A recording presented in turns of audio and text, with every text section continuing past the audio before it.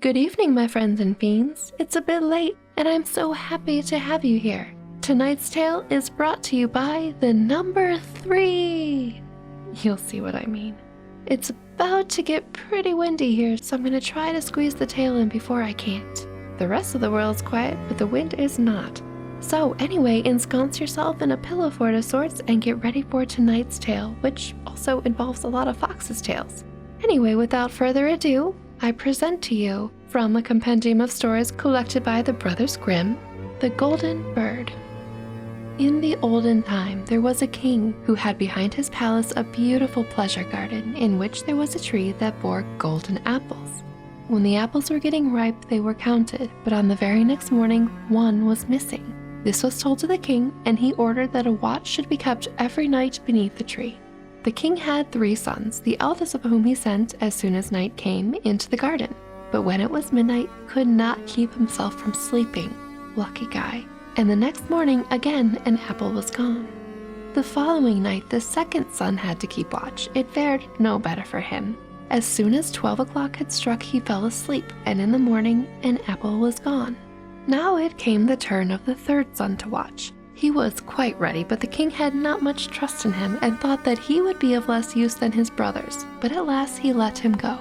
The youth lay down beneath the tree, but kept awake and did not let sleep master him. When it struck 12, something rustled through the air, and in the moonlight he saw a bird whose feathers were shining with gold. The bird alighted on the tree and had just plucked off an apple when the youth shot an arrow at him. The bird flew off, but the arrow had struck his plumage, and one of his golden feathers fell down. The youth picked it up, and the next morning took it to the king and told him what he had seen in the night. The king called his council together, and everyone declared that a feather like this was worth more than the whole kingdom. "If the feather is so precious," declared the king, "one alone will not do for me. I must and I will have the whole bird." The eldest son set out. He trusted to his cleverness and thought that he would easily find the golden bird. When he had gone some distance, he saw a fox sitting at the edge of the wood, so he cocked his gun and took aim at him. "Poor fox!" The fox cried, "Do not shoot me, and in return I shall give you some good counsel. You are on your way to the golden bird. This evening you will come to a village in which stand 2 inns opposite one to another. One of them is lighted up brightly, and all goes on within merrily. But do not enter it. Go rather to the other, even though it seems a bad one." Interesting advice, Mr. Fox. "How can such a silly beast give such wise advice?" thought the king's son, and he pulled the trigger. But he missed the fox, who stretched out his tail and ran away quickly into the wood. "What the heck, man?" So he pursued his way, and by evening came to the village where the 2 inns were. In one they were singing and dancing, the other had a poor, miserable look. "I should be a fool indeed," he thought, "if I were to go into the shabby tavern and pass by the good one."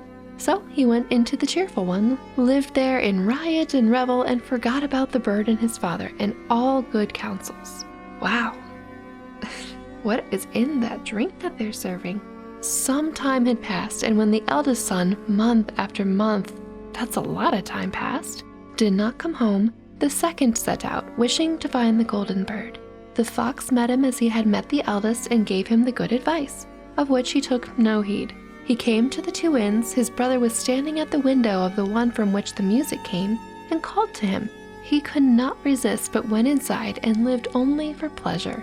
Again, some time passed, like a lot of time apparently, and then the youngest king's son wanted to set off and try his luck, but his father would not allow it. "It is of no use," he said. "He will be less likely to find the golden bird than his brothers. I mean, but he is the one who found the bird in the first place. Odds are in his favor." Anyway, the king continues, "And if a mishap were to befall him, he knows not how to help himself. He is a little wanting at the best." But at last, as he had no peace, he let him go. Again, the fox was sitting outside the wood and begged for his life and offered his good advice. What are these guys doing, just approaching the fox with their gun drawn? That's terrible. Poor fox. I definitely have a soft spot for foxes. Anyway, the youth was good-natured and said, "Be easy, little fox. I will do you no harm." Oh, I like this one. "You shall not repent it," answered the fox, "and that you may proceed more quickly, get up behind on my tail." Whoa, And scarcely had he seated himself when the fox began to run, and away he went over the stock and stone till his hair whistled in the wind. And when they came to the village, the youth got off.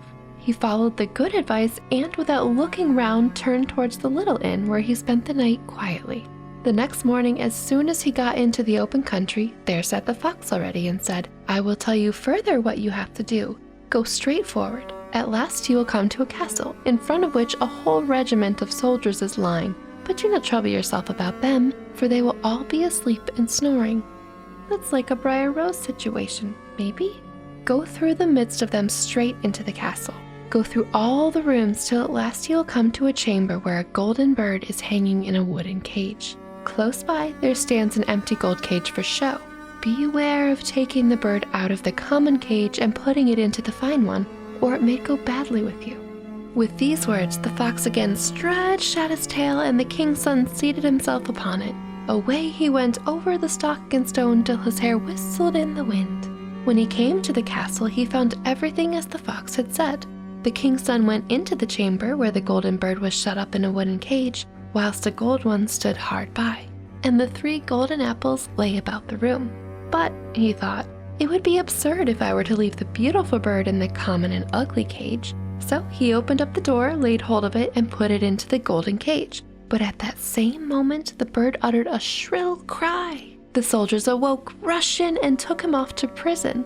The next morning, he was taken before a court of justice, and as he confessed everything, was sentenced to death. The king, however, said that he would grant him his life on one condition, namely, if he brought him the golden horse which ran faster than the wind, and in that case he should receive, over and above, as reward, the golden bird. The king's son set off, but he sighed and was sorrowful, for how was he to find the golden horse? But all at once he saw his old friend the fox sitting on the road. "This has happened because you did not give heed to me. However, be of good courage. I will help you and tell you how to get to the golden horse. You must go straight on, and you will come to a castle, where in the stable stands the horse. The grooms will be lying in front of the stable. They will be asleep and snoring, and you can quietly lead out the golden horse. But of one thing you must take heed. Put him on the common saddle of wood and leather, and not the golden one, which hangs close by, else it will go ill with you." Then the fox stretched out his tail, the king's son seated himself upon it. Away he went over stock and stone until his hair whistled in the wind. Everything happened just as the fox had said. The king's son came to the stable in which the golden horse was standing, but just as he was going to put the common saddle upon him, he thought, "It would be a shame to such a beautiful beast if I do not give him the good saddle which belongs to him by right." But scarcely had the golden saddle touched the horse than he began to neigh loudly. The grooms awoke, seized the youth, and threw him into prison. The next morning he was sentenced by the court to death, but the king promised to grant him his life, and the golden horse as well, if he would rescue the beautiful princess from the golden castle. Yet, luckily for him, he soon found the trusty fox. "I ought to leave you to your ill luck," said the fox. "Isn't that a mood? But I pity you, and I will help you once more out of your trouble. This road takes you straight to the golden castle. You will reach it by eventide, and at night, when everything is quiet, the beautiful princess goes to the bathing house to bathe." What?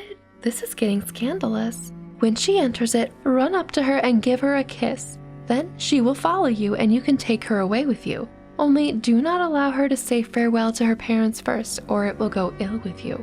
I really liked the fox up until the point where he was condoning the prince to kidnap the princess. Oh boy. Then the fox stretched out his tail, and the king's son seated himself upon it. Away the fox went over stock and stone till his hair whistled in the wind. When he reached the golden castle, it was just as the fox had said. He waited until midnight, when everything lay in deep sleep, and the beautiful princess was going to the bathing house. She's a night owl too. Then he sprang out and gave her a kiss. Oh my God. She said that she would like to go with him, but she asked him pitifully and with tears to be allowed to take leave of her parents. At first he withstood her prayer, but when she wept more and fell at his feet, he at last gave in. But no sooner had the maiden reached the bedside of her father that he and the rest of the castle awoke, and the youth was laid hold of and put into prison. The next morning the king said to him, Your life is forfeited, and you can only find mercy if you take away the hill which stands in front of my windows and prevents my seeing beyond it. You must finish it all within 8 days. If you do that, you shall have my daughter as your reward." But after 7 days, when he saw how little he had done, and how all his work was as good as nothing, he fell into great sorrow and gave up all hope. On the evening of the 7th day, the fox appeared and said, "You do not deserve that I should take any trouble about you. Nevertheless, go away and lie down to sleep. I will do the work for you." In true fairy tale form, the next morning when he awoke and looked out of the window, the hill had gone. Full of joy, the youth ran to the king and told him that the task was fulfilled. And whether he liked it or not, the king had to hold to his word and give him his daughter. So the two set forth together, and it was not long before the trusty fox came up to them. "You have certainly got what is best," he said, "but the golden horse also belongs to the maiden of the golden castle."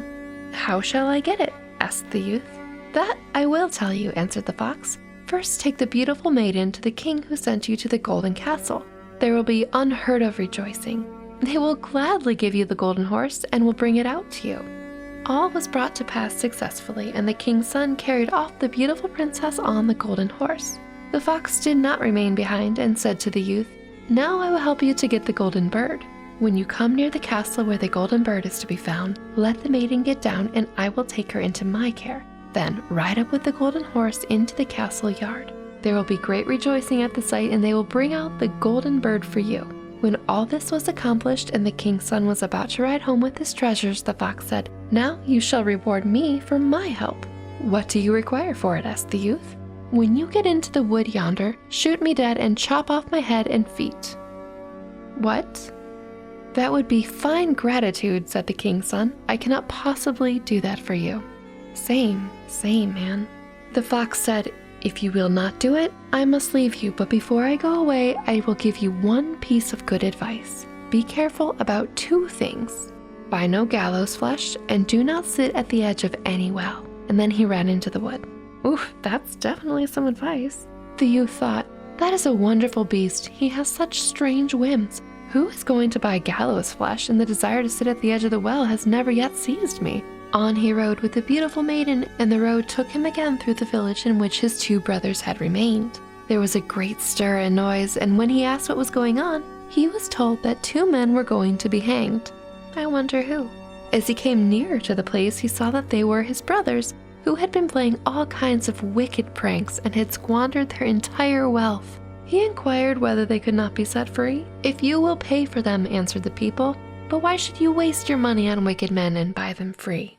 He did not think twice about it, but paid for them. And when they were set free, they all went on their way together. They came home to the wood where the fox had first met them, and as it was cool and pleasant within it, whilst the sun shone hotly, the 2 brothers said, "Let us rest a little by the well and eat and drink." He agreed, and whilst they were talking, he forgot himself and sat down upon the edge of the well without foreboding any evil. But the 2 brothers threw him backwards into the well, took the maiden, the horse, the bird, and went home to their father. "Here we bring you not only the golden bird," they said, "but we have won the golden horse also, and the maiden from the golden castle." There was great joy, but the horse would not eat, the bird would not sing, and the maiden sat and wept. But the youngest brother was not dead. By good fortune the well was dry, and he fell upon soft moss without being hurt, but he could not get out again. Even in this strait, the faithful fox did not leave him. What a good friend. He came and leapt down to him and upbraided him for having forgotten his advice.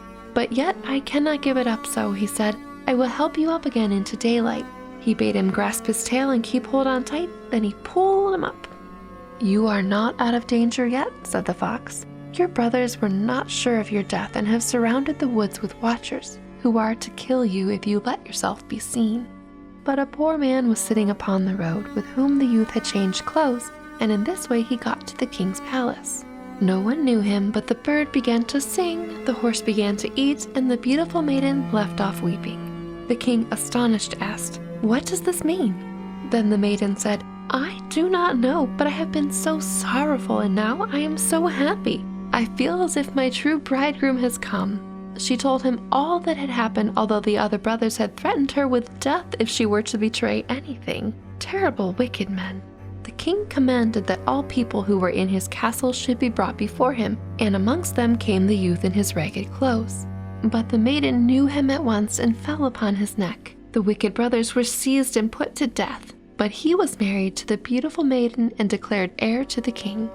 But how did it fare with the poor little fox? Long afterwards, the king's son was once again walking in the woods, when the fox met him and said, "You have everything now that you can wish for, but there is never an end to my misery. Yet it is in your power to free me." And again he asked him with tears to shoot him dead and chop off his head and feet. So he did it, and scarcely was it done when the little fox was changed into a man, and was no other than the brother of the beautiful princess, who was at last freed from the magic charm which had been laid upon him. And now nothing more was wanting to their happiness as long as they lived. The end. Wow, that one got dark and then not dark within a sentence. But that was the tale of the golden bird. I do love how everything always happens in threes, it seems. But the poor fox, although I guess it did work out well for him in the end. That is our story for tonight. I hope you're having a wonderful evening. If you'd like, stick around and hear more tales. If you gotta go, I'll speak to you soon in the next video. Good night!